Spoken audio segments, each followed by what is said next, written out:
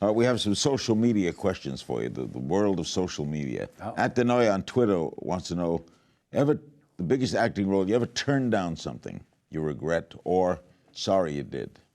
Turn it down. There's a few things. I don't like to talk about those because there are other actors that took those roles, and I don't like to kind of say, well, I got the offer first. I will tell you there was one role that I almost turned down that I'm glad I didn't. Which is Ransom with Ron Howard and Mel Gibson. It's a very tense thriller. You were the evil guy. Yes, and I read it, and Ron had asked me to do it. I had just done Apollo 13, and I read the film, and I had very small kids at that time, and I read it, and I just hated this character so much. I couldn't picture myself doing it, so I passed on it. But I ended up doing it. We thought you were good.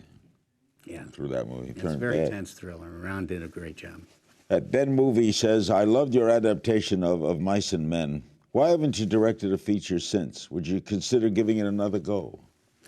Well, I'll tell you why. After I did Of Mice and Men, and after it came out, shortly after it came out, I got the role in Forrest Gump, and I got a role in a miniseries called The Stand, this big Stephen King miniseries.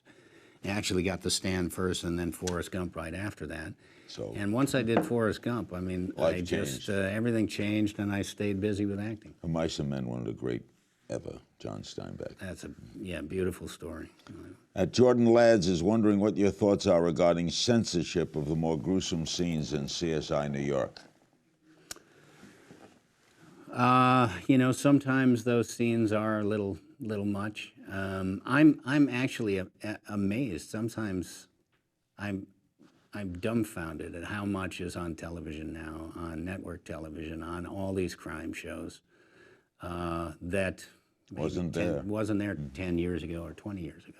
Rosanna Assetti on Facebook, would you ever consider working in comedy?